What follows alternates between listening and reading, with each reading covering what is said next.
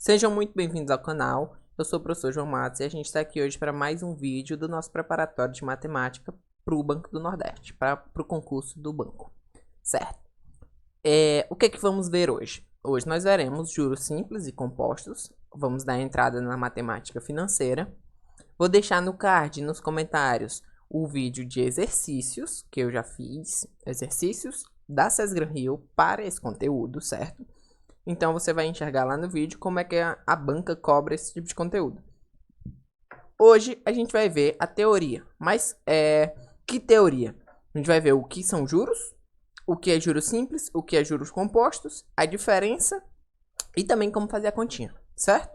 Então vamos lá, sem mais delongas, vamos para o slide. Matemática financeira ela é basicamente o ramo da matemática que se preocupa em estudar o dinheiro. A gente chama de capital ao longo do tempo, certo? Hoje a gente vai estudar o conceito de juros e as formas de calcular esses tipos de juros. Primeiramente, antes de tudo, a gente precisa saber quais são as siglas ou termos que vão aparecer dentro das continhas quando a gente vai tratando de juros. Normalmente, o nosso capital ou capital inicial é chamado de C. Representa o valor do dinheiro no momento atual ou no começo da questão, no momento zero do problema. Beleza? Os juros é o valor obtido de rendimento, certo? É o quanto aquele dinheiro rende em um determinado tempo. Então, os juros vai ser o acréscimo, o quanto vai aumentar. Muitas questões tratam de descontos também. Então, descontos seriam os juros, só que subtraindo, beleza? Calculado da mesma forma, só que ao invés de você acrescentar, você desconta. Beleza. O que nós vamos ter mais? Nós vamos ter taxa de juros. A taxa de juros, ela normalmente vem em percentual, certo? É o percentual do custo ou remuneração paga pelo uso do dinheiro. Normalmente, a taxa, ela está diretamente ligada ao tempo.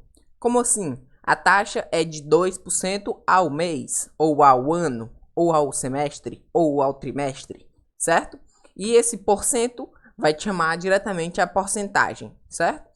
Meu capital inicial, ele rende tantos por cento ao mês ou ao ano. Então, a taxa de juros depende substancialmente do tempo em que ela está atrelada, certo? Se minha taxa é ao mês, todo mês rende um tantinho. Se minha taxa é ao ano, todo ano rende um tanto. Ah, professor, mas se minha taxa é ao ano e meu tempo é meses, o que é que eu faço? Você converte o tempo de meses para anos, certo? E aí faz a conta tudo em ano. A taxa de juros e o tempo tem que estar sempre conversando na mesma unidade. E o montante, para finalizar, é o valor futuro. É o quanto vai ser de capital inicial mais juros. Só a soma simples, beleza? Então, o montante seria o que você tem no final de toda uma aplicação financeira. A observação é que a taxa de juros, por ser percentual, ela pode vir como fração ou como forma decimal. Qual é a diferença? Nenhuma. O que vai ter diferença é que em alguns lugares você vai encontrar uma fórmula com a divisão por 100. Por exemplo, juros simples é CIT sobre 100. É porque ele está considerando a fração. Se você encontrar a fórmula juros igual a CIT simples, ele está considerando o decimal. É só uma questão de formalidade, não precisa se preocupar muito. Quando a gente for levar na fórmula, eu vou te explicar a diferença e onde é que você vai ver essa dupla, né? Decimal e fração, beleza? Vamos aqui. Iniciando com os juros simples, exatamente porque eles são simples. O cálculo de juros simples, ou juros compostos, eles são os dois tipos possíveis dos juros. A gente vai ter juros simples em uma situação hipotética, que não existe no mundo real. Existir até existe, mas quando a gente fala de sistema financeiro, sistema bancário, os juros simples eles são balela. O juros simples é dinheiro para eu emprestar para você que está me assistindo, emprestar para amigo, de pessoa para pessoa. Quando a gente fala de empresa, empréstimo ou aplicação financeira, todo aquele juros ele é um juros compostos, certo? Bom, então vamos lá. No regime de capitalização simples ou juros simples, a correção, ou seja, os juros, é sempre feito sobre o valor do capital inicial. Eu vou, antes de começar a explicar as fórmulas, eu vou cortar para o quadro aqui rapidinho, eu vou te explicar a diferença primordial entre juros simples e juros compostos, certo? Bora lá pro quadro. Vamos lá. A diferença primordial. Juros simples, eu tenho meu montante, meu tanto de dinheiro, ele mora aqui, eu tenho muito dinheiro aqui. Os juros incidem sobre esse dinheiro, beleza? Tantos por cento, 2%. Só que aí, quando eu calculo 2% desse meu valor C, ele é guardado em uma caixa separada. Então, aqui, 2% ao mês. A cada mês, vem 2% aqui, para dentro dessa caixinha de juros. 2% aqui para cada mês. 2%, 2%.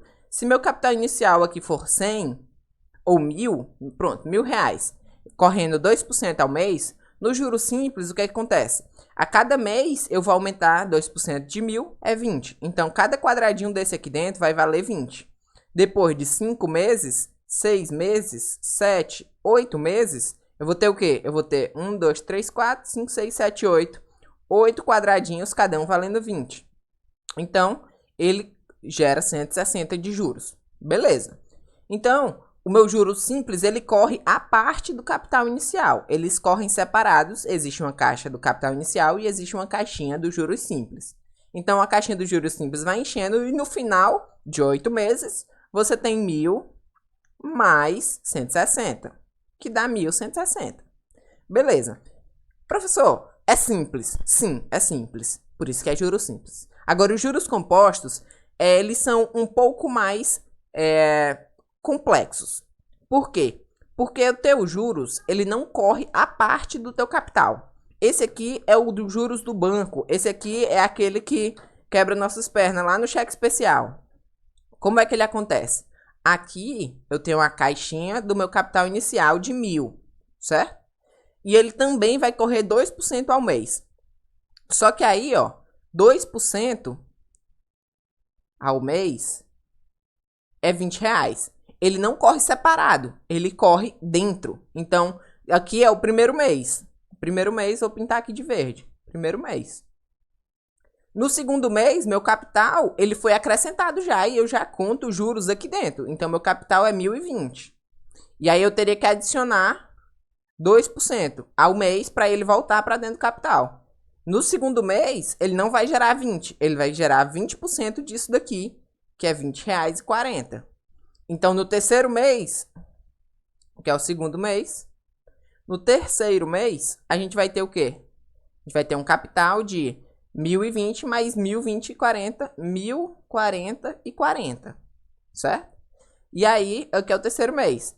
E quando for correr os juros nele, aí eu tenho que calcular 20%, 2% disso daqui e acrescentar nele, certo? A diferença primordial é que no juros simples ele corre quietinho ali, separado do capital. Nos juros compostos ele se retroalimenta, ele sempre entra e volta para o capital, volta para o capital, volta para o capital. A cada período de capitalização, o dinheiro, o capital inicial, ele se expande, beleza?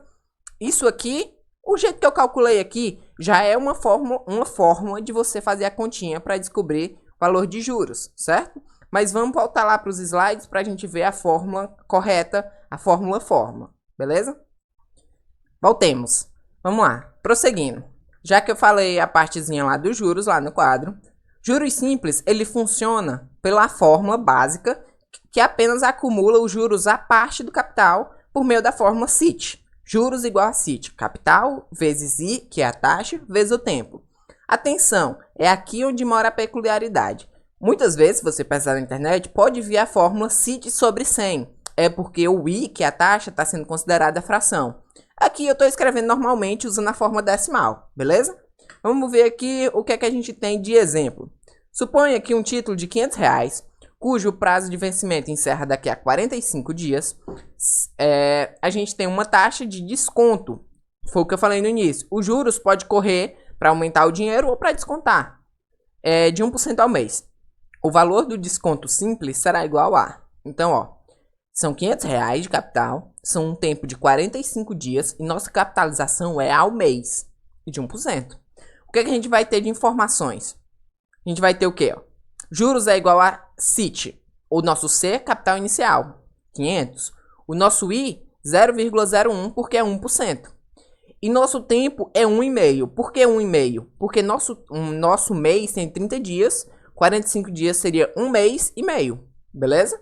Então, a gente já vem calculando os juros, só fazer a multiplicação. Não tem muita complicação nisso, não. Então, arrocha a conta e acha o 7,5, que está na letra B, certo? Aqui é bem direto o juro simples. O juro composto, ele já é uma capitalização acumulada. O que é que isso quer dizer? Ele é sempre o capital inicial, a cada período de capitalização, ele é aumentado. Ele é incorporado ao capital inicial. Os juros é incorporado ao capital inicial. Professor, o que é que você quer dizer com o capital ser ampliado por cada período de capitalização? O que é um período de capitalização? É o tempo que corre na taxa. Então, ó, se a gente tem lá na taxa ao mês, a gente vai ter o período de capitalização mensal. Se nossa taxa é ao ano, nosso período de capitalização é anual. Beleza. Qual é a fórmula para eu calcular os juros? Os juros não tem fórmula. O que a gente calcula é o montante final. O montante final já com juros acrescidos, certo? Durante o determinado tempo. O nosso montante final é igual a C vezes 1 mais I elevado a T. Aqui é importante que você use o I como decimal, certo? Porque se você usar de fração, pode ser que dê uma complicadinha. Beleza. Professor, como é que eu aplico essa forma? Vamos lá, por exemplo. Nosso último exemplo, a gente está falando aqui sobre capitalização de juros compostos, mas a gente vai fazer a conta de outra forma. Essa forma também sempre pode ser utilizada quando o período de tempo é menor.